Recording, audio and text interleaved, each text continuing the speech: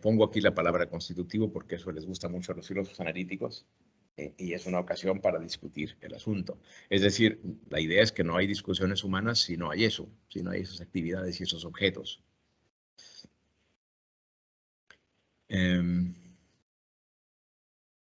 Y bueno, entre eso me lleva a la idea de que existe toda esa variedad terminológica y que hay que hacer distinciones. Como no es una actividad acabada, o sea, no les puedo decir, me parece a mí que he llegado a la conclusión que estas son las distinciones que hay que hacer. Entonces prefiero utilizar esta etiqueta amplia de perspectiva erotética y con ella marcar que estoy hablando de todo ese conjunto, digamos, semántico de verbos y nombres abstractos que utilizamos para hablar de las preguntas, las cuestiones, etc. Y bueno, uno de los problemas terminológicos que hay que resolver en su momento es cómo traducir este sintagma de Collingwood Logic of Question and Answer, porque la palabra question en inglés significa a veces lo que nosotros llamamos pregunta y a veces lo que nosotros llamamos cuestión. Por cierto, ese era otro homenaje a Luis Vega, porque Luis Vega me atormentó con que tenía que hacer esa distinción y terminé dándole la razón, ¿no? Entonces, bueno, por eso es que hablo de perspectiva erotética radical y por eso para referirme a la Logic of Question and Answer, si tener que traducirla, me voy a llamar LQA, que es otro recurso muy de los filósofos analíticos, estas pequeñas abreviaturas. Bueno, y así ya entro en materia. Si todo sale bien, espero terminar hoy esta primera parte para poder entonces dedicar mañana a la segunda. Entonces, esta es la cuestión, si verdaderamente necesitamos una perspectiva erotética radical en teoría de la argumentación. Y bueno, primero, a la manera tradicional de los medievales, presento las objeciones que se podrían hacer a esto. El primer argumento en contra sería que ninguno de los numerosos teóricos de la argumentación ha adaptado jamás una perspectiva erotética radical. Me encantaría que me desmientan, pero hasta donde yo he podido leer no hay tal. Y entonces se concluye que la teoría de la argumentación no requiere esa perspectiva erotética radical. Si la requiriera, pues habría quien ya habría llegado a esto, puesto que después de todo tenemos ya medio siglo con estas historias. El segundo argumento es que se dan entre los seres humanos muchas discusiones y argumentaciones en que no es fácil o tal vez no es posible discernir una pregunta y sin embargo podemos analizarlas con el auxilio de alguna u otra de las teorías de la argumentación. Entonces, concluiría que la teoría de la argumentación no requiere de una perspectiva erotética y menos aún una radical. Pues estas son las objeciones a las que voy a responder al final, siguiendo el método medieval, y paso a el contraargumento a estos dos argumentos. Y bueno, es un argumento también al estilo medieval. Presento un autor, Michel Meyer, que no sé qué tan estimado sea aquí en Madrid. Como ustedes saben, es sucesor de Perelman en los estudios de argumentación en Bélgica. Él se apoya en la autoridad de Aristóteles para sostener que la teoría de la argumentación debe ser una teoría estética. Entonces aquí tenemos, por así decirlo, la excepción. Es una excepción un tanto periférica, puesto que Meyer es un personaje, no sé cómo decirlo, algo estrambótico, ¿no? Entonces, bueno, tenemos que en 1982 publica ese artículo, en 2008 presenta su tratado. Hay muchas más cosas donde habla de las preguntas y del cuestionamiento, pero en estos dos textos afirma que no es posible hacer teoría de la argumentación sin las preguntas, sin poner las preguntas en el centro. Yo esto lo leí en Meyer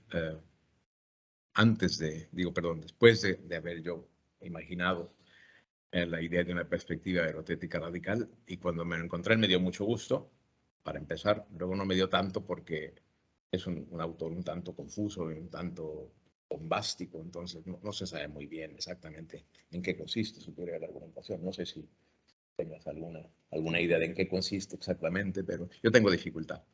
Pero bueno, esta sería mi autoridad para enfrentarme a estas objeciones. Y entonces, bueno, como llego yo a la conclusión de que Meyer tiene razón en la idea de que el cuestionamiento es constitutivo de toda discusión humana y que podemos, digamos, responder a las objeciones iniciales. Y bueno, lo primero que quiero decirles es que este argumento que voy a presentarles aquí, obviamente lo he presentado con más detalle en una serie de publicaciones. Aquí les pongo la lista mínima de donde discuto yo estas cosas. Y yo he tratado de plantear esta perspectiva erotética radical dentro de la pragmadialéctica, por la razón de que, por un lado, es una teoría, la teoría más desarrollada de la argumentación, que tiene más tiempo en el aire, sino además me parece la más abarcadora en el sentido preciso de que se enfoca en la totalidad del proceso argumentativo. Y cuando uno se enfoca en la totalidad del proceso argumentativo, en lo que llamamos coloquialmente la discusión toda, vemos que además de presentarse argumentos, ocurren muchísimas cosas más. Y entre las cosas que ocurren está ese planteamiento de preguntas. Por eso es que me parece que es mucho más fácil presentar la perspectiva erotética radical dentro de la pragmadialéctica que dentro de otras teorías de la argumentación. Por esa gran capacidad de abarcar que tiene. Y bueno, para aquellos que no tengan familiaridad con la pragmadialéctica, un pequeño recordatorio. Este es el esquema tradicional de la pragmadialéctica. Este esquema se tiene que modificar si tengo yo razón y se adopta una perspectiva erotética radical, pero aquí quiero ser conservador y presentar el modelo central de la pragmadialéctica, que es el modelo de discusión crítica, donde se distingue que, o se dice, en una discusión ocurren 4 etapas, pero lo más importante, más que las etapas, que suena siempre a que la cosa tiene un orden en el tiempo y las discusiones de los seres humanos son a veces más caóticas y no hay etapas realmente. Lo más importante son las operaciones. Entonces, brevemente, decimos que hay confrontación, o que estamos en la etapa de confrontación cuando tenemos esas 3 operaciones iniciales. Una de las partes expresa una opinión, otra indica que tiene reservas en algún sentido, y entonces ambas partes reconocen que hay un desacuerdo. Entonces, todo lo que se haga en una discusión que vaya en ese sentido, que yo sostiene una opinión, alguien tiene reservas y decimos, ok, parece que estamos en desacuerdo, estamos en la etapa de confrontación. Entonces, tenemos la etapa de apertura, donde tenemos las siguientes operaciones. Las 2 partes acuerdan que van a discutir sobre eso. Perfectamente podrían acordar que mejor se van a tomar un café. Pero si acuerdan abrir una discusión, entonces estamos en la etapa de apertura. Y luego tenemos que ambas partes establecen puntos de partida sustantivos, es decir, digamos, afirmaciones o tesis, o como quieran ustedes decir, en las que ambos están de acuerdo. Luego, ambas partes establecen puntos de partida procedimentales, cómo le van a hacer para discutir, reglas de discusión, y ambas también se asignan uno al otro los 2 roles que son terminológicamente fijados en pragmadialéctica como el protagonista y el antagonista, donde el protagonista es el que tiene la carga de la prueba, tiene que defender su posición, y el antagonista tiene que tratar de minarla de alguna manera. Aprovecho para decir, desde el punto de vista de una perspectiva erotética radical, este antagonista es un interrogador, es alguien que plantea preguntas. En ese sentido, la pragmadialéctica, cuando tiene orientación erotética, es regresar a Sócrates y Platón. ¿Se acuerdan ustedes en los diálogos? De tanto en tanto, Sócrates dice, aquí en lo que estamos haciendo hay 2 roles. Uno es el rol de interrogador y el otro es el rol de interrogado o de contestador. Y entonces, a veces Sócrates le dice a su interlocutor, ¿qué quieres ser? ¿Quieres plantear preguntas o quieres responder preguntas? Ustedes saben, en los tópicos de Aristóteles esto se hace formal y queda claro que uno es el que hace preguntas y otro es el que responde. Y Aristóteles nos dice, el que hace preguntas está tratando de hacer que el que responde se contradiga. Y el que tiene el rol de contestador tiene que tratar de evitar caer en contradicción. Bueno, pero así no se formula en pragmadialéctica. Yo creo que así debería formularse, pero eso es otra cosa. Y entonces en el modelo ideal de discusión crítica pasamos a la etapa de argumentación, donde el protagonista presenta sus razones, el antagonista presenta sus dudas y objeciones, y esto se vuelve cíclico. Según lo que conteste el protagonista, el antagonista presenta sus dudas y entonces el protagonista replica, y entonces el antagonista puede plantear nuevas dudas o objeciones, y esto puede durar un rato.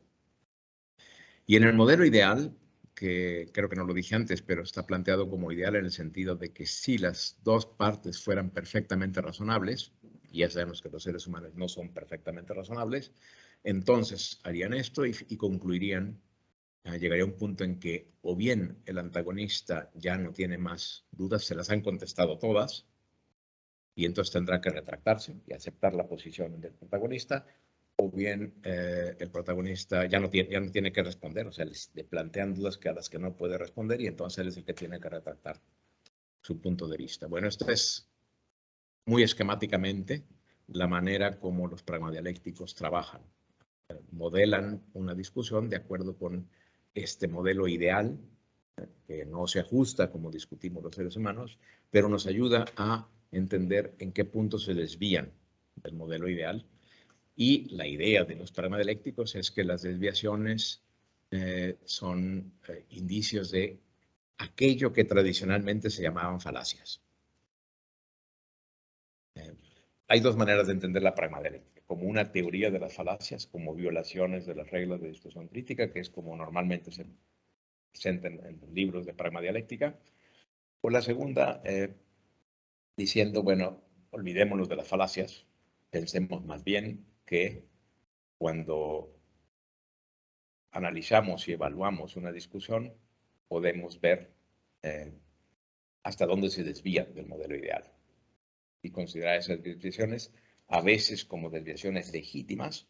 Esto ya es dentro de la pragmadialéctica extendida, desviaciones que son aceptables, otras que son inaceptables, que ya son lo que se llama en teoría pragmadialéctica descarrilamientos, desviaciones inaceptables. Bueno, obviamente esto es un recordatorio muy breve, nada más para poder citar lo que voy a decir adelante. Entonces, en el artículo que se publicó en 2021, que es el más reciente, lo pongo primero porque aquí resumo lo que me parece que son las 10 tesis más importantes de una perspectiva erotética radical planteada dentro de la pragmadialéctica. Bueno, la primera tesis es que los conceptos que son básicos en pragmadialéctica de standpoint o punto de vista o posición o tesis y el diferencia de opinión o desacuerdo, que esos conceptos no son básicos como se dice en la teoría, sino que se pueden definir.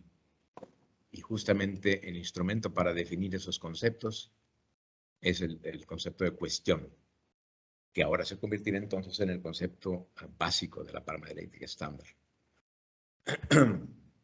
Entonces, si resulta que se puede introducir una perspectiva erotética radical en la pragmadialéctica,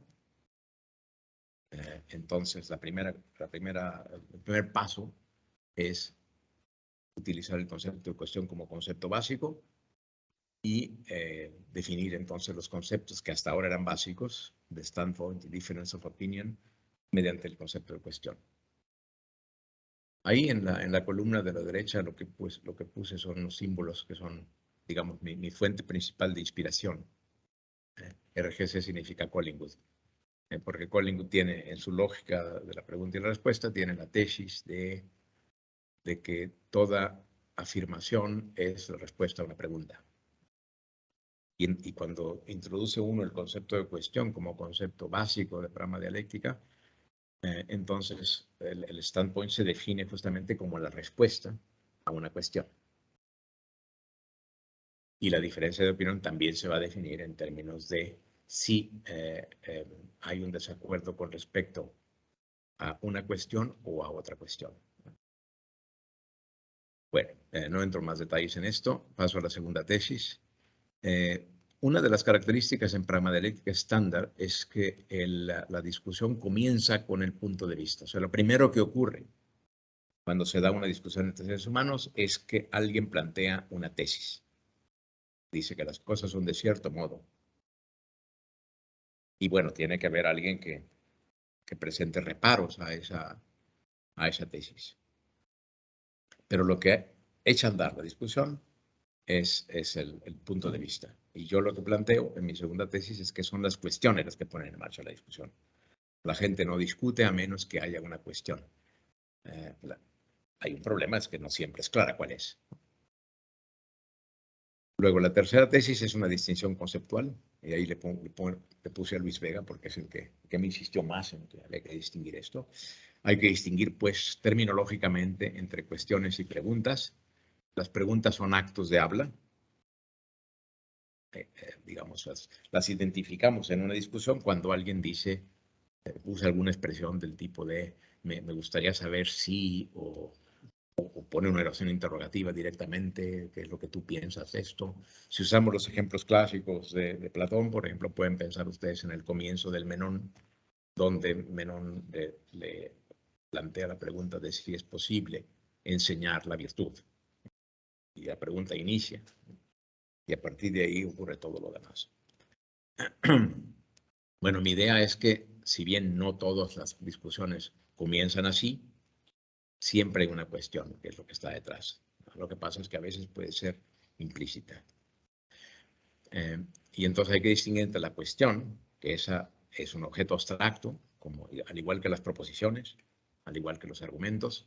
Yo no tengo una teoría de los objetos abstractos, ni creo que haga falta. Me parece que tenemos que aceptar que existen, no podemos librarnos de ellas. Quine lo intentó muchísimas veces y finalmente abandonó la posibilidad. Dijo, bueno, por lo menos tenemos que aceptar conjuntos, que son los objetos abstractos más populares, que fueron más populares en lógica matemática. Hoy día creo que son las categorías, los objetos abstractos más interesantes. Bueno, las cuestiones son objetos abstractos y las preguntas, en cambio, son manifestaciones concretas en forma de actos de habla en la que el interrogador plantea una cuestión. La tesis 4 es que las cuestiones nunca están solas, siempre están conectadas entre sí. Y esto lo vemos en el curso de una discusión cuando una cuestión lleva a otra. ¿Cómo están conectadas las cuestiones? Sí, hay una jerarquía. Collingwood se inclinaba a pensar que es una jerarquía, que hay un ordenamiento de preguntas, no es casual. Una pregunta lleva siempre a otro tipo de pregunta y luego a otro tipo de pregunta. O si es una red más caótica, eso lo dejo pendiente, pero están conectadas. Ninguna cuestión está sola, nunca. Aunque en una discusión se presente una cuestión y parezca que se está discutiendo sobre esta, a poco que se analice se ve que hay otras cuestiones involucradas. Bueno, luego viene la quinta tesis. Esta es de las más interesantes, muy inspirada en Collingwood, y es que las cuestiones pueden ser más o menos específicas. Hay, digamos, un grado de especificidad. Si ustedes piensan, por ejemplo, en alumnos de primer grado, perdón, de primer grado no, ¿cómo se dice acá? El primer curso. Ajá. Y, en filosofía, por ejemplo, y atienden a la manera como ellos, todavía inquietos, frescos del bachillerato, hacen sus preguntas filosóficas, verán que suelen no ser muy específicas, ¿no? Justamente porque saben muy poco. Tienen entusiasmo, pero el entusiasmo va acompañado de una confusión acerca de las preguntas y con el paso del tiempo van haciéndose más específicas sus cuestiones. Entonces hay que distinguir a nivel de las cuestiones y también a nivel de las preguntas grados de especificidad. Esto es muy importante porque parte de los problemas en las discusiones es que las dos partes en disputa no tienen la misma cuestión en la cabeza. Y esto me parece que también tenemos todos experiencias como docentes, ¿no? Están ustedes exponiendo alguna cuestión, qué sé yo, de Russell o de Quine o de Nietzsche o lo que sea, y ustedes están pensando en una cosa y sus estudiantes están pensando en otra. Y entonces parece que hay una discusión en clase, pero realmente tiene mucho que ver con que quienes están hablando no tienen la misma cuestión en la cabeza. Bueno, luego la tesis 6, esa también es muy importante. Las preguntas, o sea, los actos de habla por los cuales planteamos una cuestión, no agotan, no son capaces de expresar nunca la cuestión completa. Esto me parece que si ustedes han trabajado en pragmática, lo verán muy bien. Todos ustedes conocen aquel viejo ejemplo del tipo que me para en la acera y me dice que si tengo reloj. Y yo entiendo que lo que quiere decir es que le dé la hora. Entonces, la pregunta que ha hecho, si tengo reloj, no es de ninguna manera agota la cuestión de qué se trata. Obviamente hay casos muchísimo más interesantes que el de la hora, ¿no? Otra vez volviendo a la experiencia docente, cuando ustedes hacen una pregunta en clase a un alumno tratando de ver hasta dónde ha entendido lo que ustedes han expuesto, tienen que usar un número finito de palabras. Y eso significa que pueden ustedes estar pensando en cosas que no han dicho y que ustedes se imaginan que el alumno entiende, pero a lo mejor no las entiende. Y entonces les contesto una cosa que va por otro lado. Entonces tienen que tratar de ser un poquito más explícitos y así sucesivamente. Y es que el lenguaje pues es limitado en su capacidad de expresión. Luego la tesis 8 es que este concepto que no podemos evitar utilizar en teoría de la argumentación, de background information, es decir, aquello que se supone que saben los que están discutiendo y les permite interpretar entonces la discusión, pero que como ustedes saben es muy difícil de precisar en qué consiste esta información de fondo. Bueno, yo creo que ese concepto de background information se puede definir con ayuda del concepto de cuestión, pero el concepto de cuestión también requiere del concepto de background information. Entonces, son interdefinibles. De hecho, estos me parece que son los dos conceptos básicos en teoría de la argumentación, cuestión y background information. Nadie puede discutir con otra persona a menos que haya ese fondo de información compartido o más o menos compartido o imperfectamente compartido. La novena tesis es que la diferencia entre preguntas abiertas y cerradas, es decir, preguntas en las que yo le doy cuando yo planteo la pregunta, le doy al contestador una lista finita de posibles respuestas, que puede ser simplemente sí o no. Por ejemplo, le preguntan al estudiante, ¿hiciste la tarea o no? Y el otro comienza a hablar, no, sí o no. Ustedes lo han visto también eso en los interrogatorios jurídicos, ¿no? En las películas estadounidenses, ¿no? Donde el testigo quiere decir más cosas y le dice no, sí o no. Es una pregunta cerrada, la pregunta cerrada por excelencia. La tradición de la disputación medieval tiende a presentar puras preguntas de sí o no.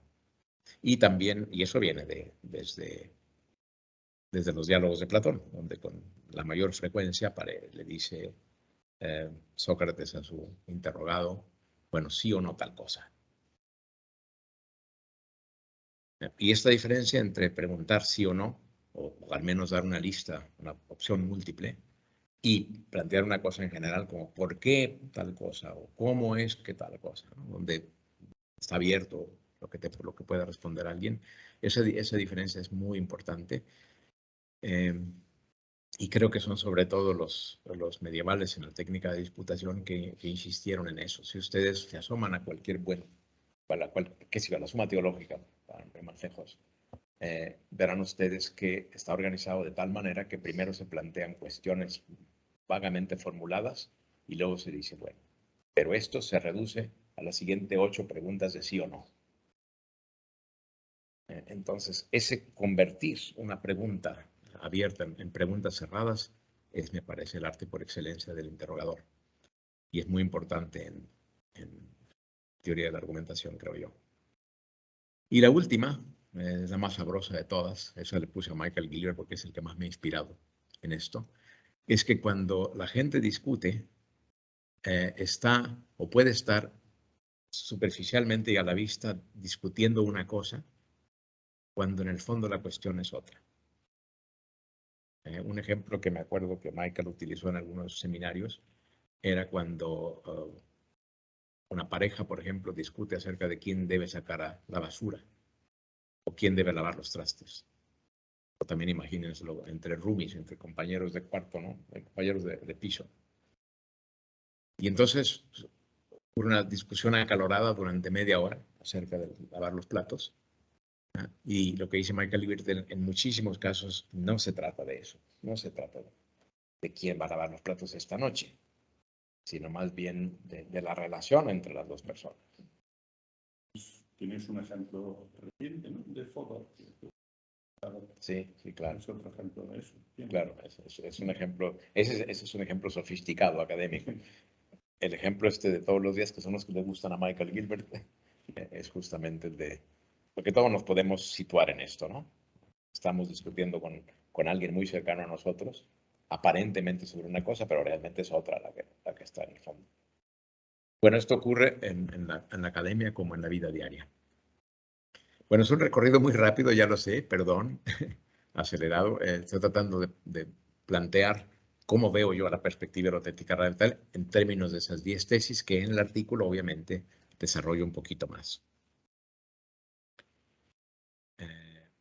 En otro artículo de 2020 lo que hago ahora es estas tesis, ponerlas en acción, tratando de mostrar cómo el modelo de discusión crítica puede modificarse para poner el concepto de cuestión en el centro del asunto.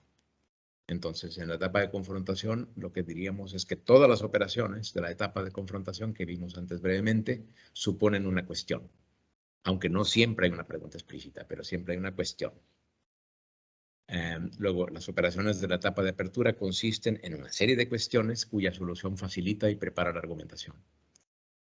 En la etapa de argumentación se aprecia mucho mejor lo que ocurre cuando una persona plantea dudas y objeciones a otra. Se entiende todo mucho mejor cuando se lo ve como un interrogatorio. No siempre toma la forma de un interrogatorio. Si tomamos otra vez los diálogos de Platón, ahí vemos que normalmente toma la forma de un interrogatorio, pero a veces las discusiones no toman esa forma obvia, pero creo que pueden modelarse mediante este concepto de interrogatorio. Y finalmente, las operaciones de la etapa conclusiva, trato de mostrar en ese artículo, requieren la determinación del estado de la cuestión. Esta expresión, estado de la cuestión, viene de la retórica y generalmente en retórica se dice que el orador, cuando va, por ejemplo, a defender a un acusado, comienza por establecer cuál es el estado de la cuestión, qué es aquello que se va a discutir. Por ejemplo, ¿hizo o no la acción? ¿Qué clase de acción fue la que hizo? Si hay circunstancias atenuantes para haberla hecho, etc. Y tiene un cierto orden. Yo lo que planteo es que en el modelo de discusión crítica, este estado de la cuestión se tiene que establecer en la etapa conclusiva. Digamos que al final de la discusión se dice, bueno, ¿en qué quedamos? ¿Dónde estamos ahora? ¿Qué pasó con la cuestión inicial? Descubrimos en el camino que la cuestión que estábamos discutiendo era otra, y en qué estamos respecto de esta otra, etc.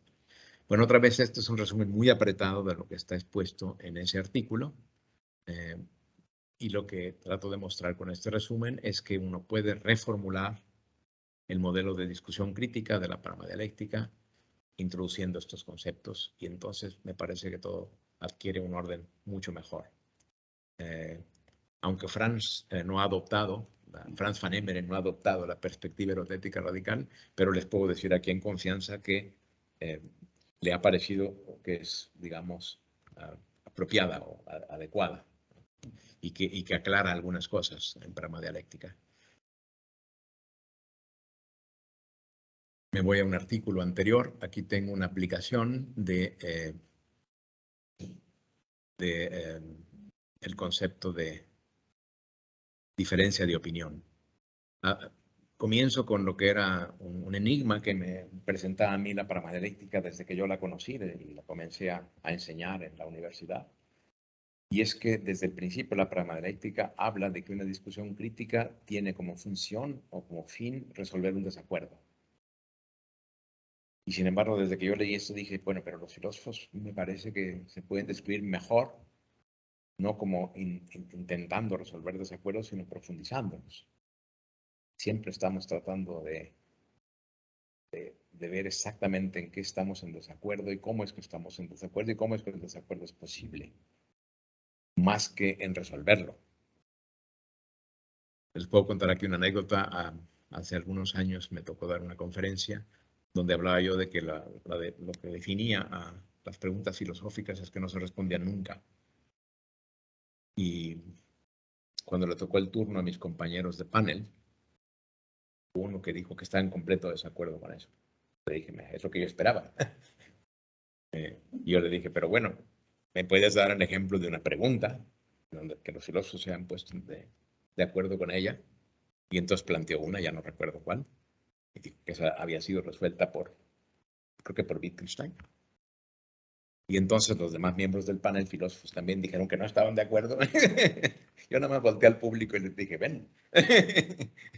Ok, entonces, ¿cómo hacemos aquí? Porque si verdaderamente lo que encontramos en filosofía es un desacuerdo que persiste y que incluso se recrudece, entonces significaría que la pragmática es inaplicable a las discusiones filosóficas. Esto parecería absurdo. Si además la pragmática de entrada se plantea como tratando de modelar lo razonable que hay en los seres humanos, si esto fuera así, la filosofía sería una empresa no razonable. Y esto me parece difícil de tragar. Entonces, bueno, lo que yo he tratado es de resolver ese enigma. Y la manera ha sido justamente definiendo, más bien definiendo, sí, por primera vez, standpoint o punto de vista, diciendo que es la respuesta a una cuestión, y luego definiendo diferencia de opinión única, single difference of opinion en inglés, como desacuerdo en torno a una cuestión, y múltiple, la diferencia de opinión es múltiple cuando es un desacuerdo en torno a más de una cuestión.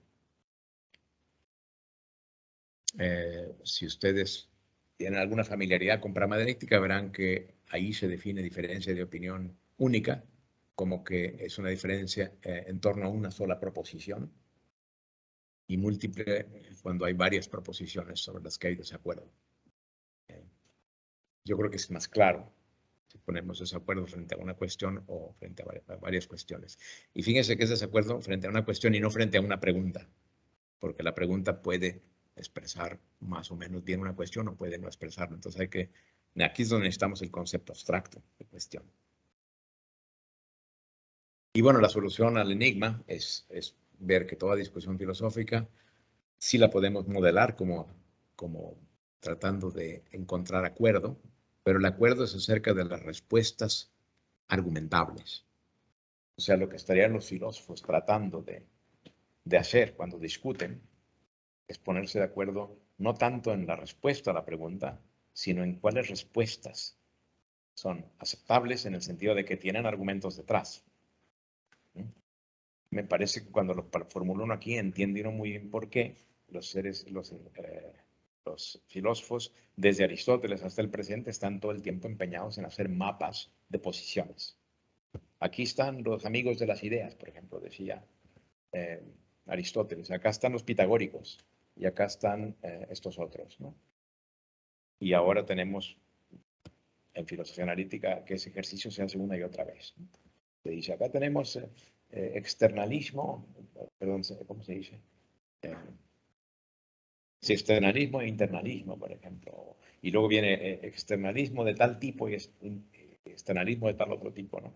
Todo el tiempo tratando de clasificar esas distintas posiciones, respuestas a preguntas, con respecto a las cuales hay un argumentario que podemos tomar en cuenta, que consideramos respetable, aunque no vencible. Bueno, esto es lo que trato de argumentar en ese artículo. Y luego en este artículo de qué es una postura en filosofía, que se publicó aquí en la revista Iberoamericana, hago lo propio, pero ahora con la distinción entre diferencias de opinión mixta y no mixta, o bilateral y unilateral. Y aquí distingo yo entre Bueno, introduzco una cuestión interesante. Los pragmatéticos decían que cuando tenemos dos personas que sostienen respuestas incompatibles en la misma cuestión, entonces tenemos una diferencia de opinión mixta, porque los dos tienen un lado que defender. Cuando tenemos una discusión en que alguien sostiene una opinión y la otra parte dice, bueno, yo no sé cuál es la respuesta a esa pregunta, pero tú pareces tenerla, entonces te voy a preguntar a ti. Ven ustedes, esto es lo que ocurre en Platón, ¿no? En los diálogos de Platón. Sócrates dice que no tiene posición. O sea, siempre el interrogador perpetuo. Eso, ahí yo distingo entre alfa contra beta cuando los dos tienen una posición. Alfa contra gamma. Gamma es la posición, digamos, escéptica o que está interrogando. Pero yo sostengo que en filosofía esta distinción no nos basta. De manera que la pragmática, tal como está en esta parte de las diferencias de opinión, es insuficiente. Porque resulta que los filósofos, creo que no nada más los filósofos, pero los filósofos de manera, digamos, muy obvia,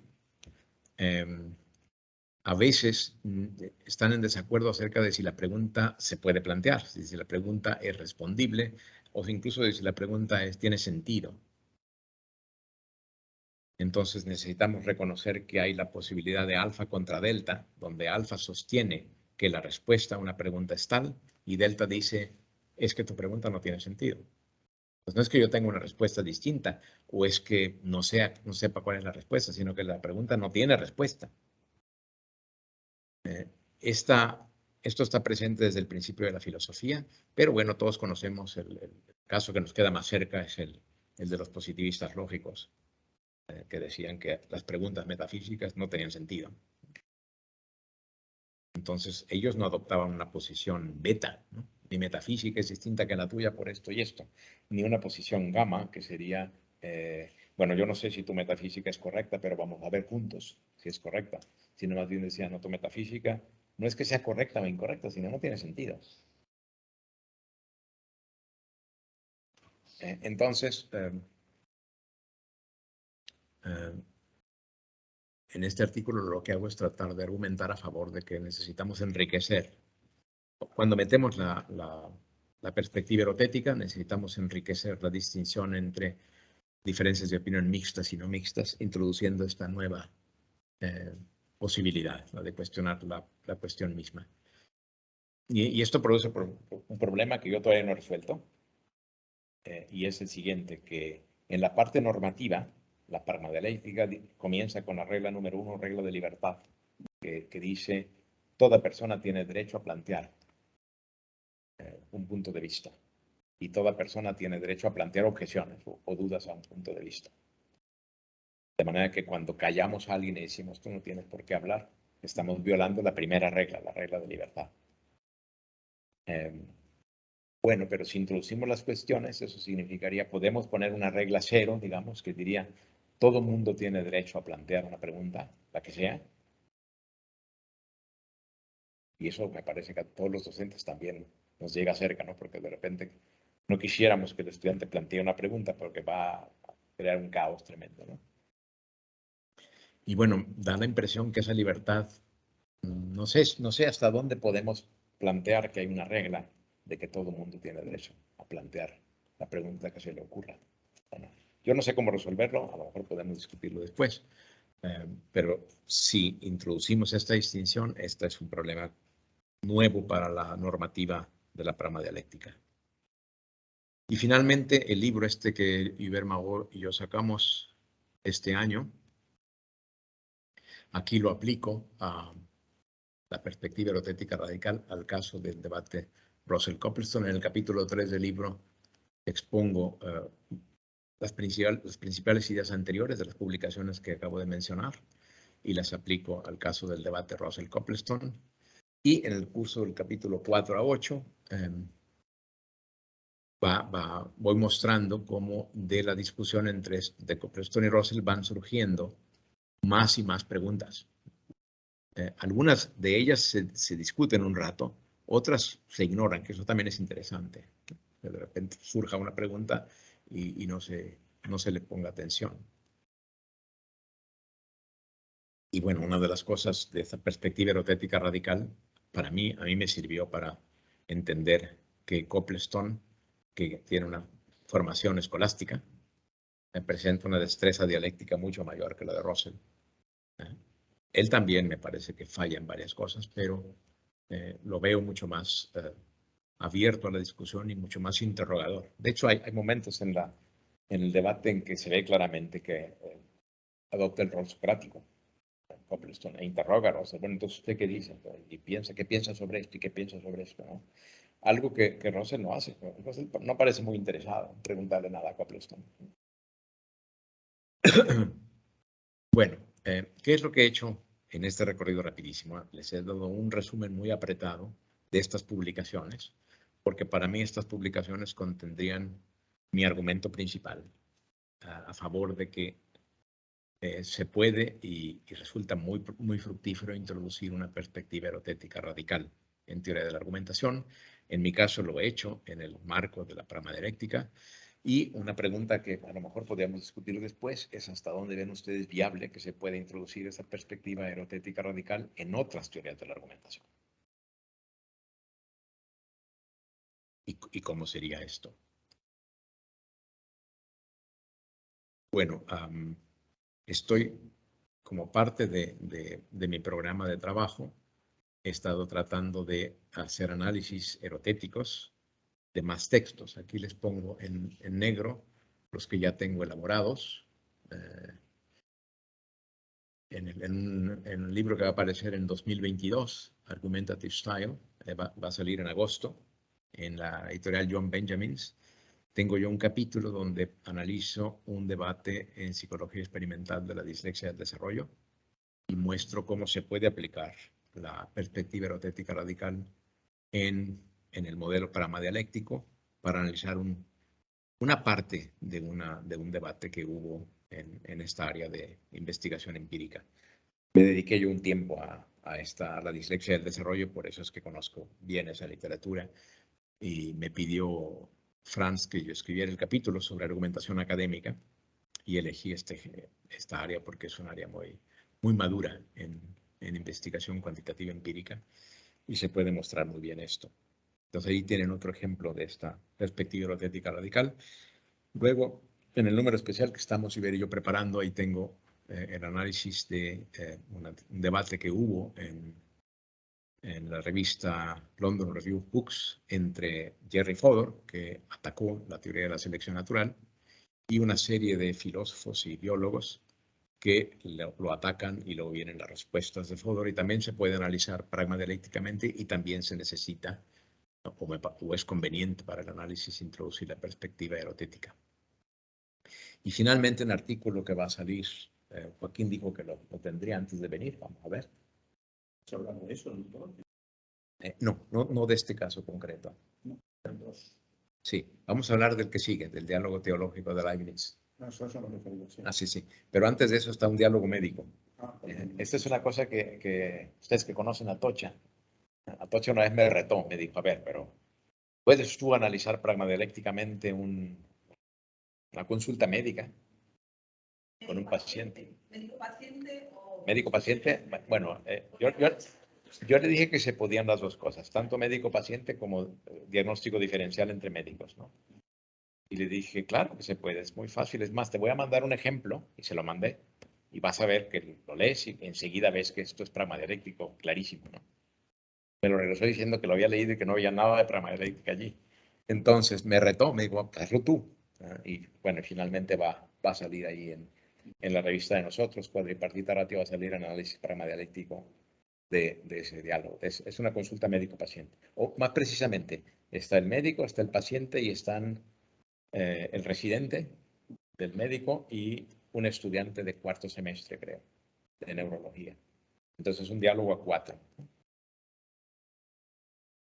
Bueno, luego está este diálogo teológico-filosófico de Leibniz de 1695, ese también lo tenemos analizado. Este tiene, al igual que el libro con Hubert, tiene los dos análisis, el análisis con la teoría de Hubert y el análisis pragmadialéctico, de manera que podamos ver cómo se pueden combinar o no. Y finalmente planeaba yo hacer una ponencia para la ECA de 2022, analizando el diálogo filosófico entre Rorty y Davidson. No sé si ustedes se enteraron, pero alrededor del 96 hicieron una especie de gran homenaje a Davidson y pusieron a Davidson junto con una serie de personajes eminentes a que discutieran. Y lo grabaron eso y las grabaciones están todas en internet. Se llama los diálogos Davidson, creo que se llama esto, ¿no? Y el de Rorty me parecía especialmente interesante porque yo he escuchado varias veces a Rorty hablar de Davidson y por momentos tienen la duda de que Davidson estaría de acuerdo con la manera como Rorty lo lee. Entonces, tener la ocasión de verlos a los dos hablar fue fascinante. Pues también quiero analizar, bueno, estoy analizando este diálogo. Y bueno, todos estos... No, a la ECA, bueno, mandé el resumen, sí. Pero, sí, no, sí lo envié. No lo he terminado el análisis, ¿no? Estoy en eso. Pero bueno, ¿qué es lo que significa esto? Bueno, esta es mi respuesta a la pregunta, si hay que introducir una perspectiva erotética radical. Yo digo que sí, y lo que les presento son artículos teóricos, donde lo desarrollo, y también aplicaciones prácticas, donde lo aplico y se ve entonces la fuerza que tiene. Y mi reto sería para cualquier otra teoría de la argumentación, bueno, ¿cómo le harías tú? ¿No? ¿Cómo evitarías hablar de las cuestiones o de las preguntas si lo analizaras tú?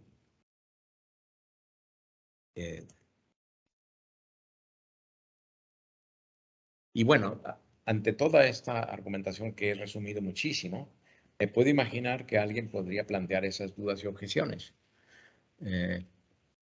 Por ejemplo, ¿las han aceptado los pragmadialécticos, las innovaciones que yo propongo? Bueno, sí, no. Sí, en el sentido de que ninguna la ha rechazado, ¿no? Ni el propio Franz lo ha hecho. No en el sentido de que tampoco las han adoptado. Entonces, no sé, es una lucha que tengo yo. Ya ven ustedes que con los holandeses hay que irse despacito. Nosotros decimos en México por las piedritas, tratando de meter ahí una quinta columna para ir modificando la teoría. Vamos a ver si lo logro, no sé. Y la segunda pregunta es si es un requisito también para cualquier teoría de la argumentación. Y otra vez eso no lo sé. Pero para responder a ello necesitaríamos entrar en la cuestión de los distintos tipos de teoría de la argumentación que hay. Y entonces puede ocurrir que con algún tipo particular la perspectiva radical no sea posible. No sé. Eso. Afortunadamente esto no es asunto mío, porque yo trabajo dentro de la pragmadialéctica, de manera que... La cuestión de procedimiento. Sí. Llevas una hora aproximadamente. Ajá. Entonces, como tú prefieras, podemos seguir o hacer una pausa. Bueno.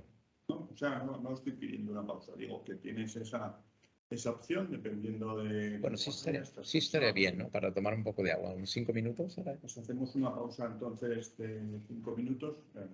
Para que lo sepa Diana.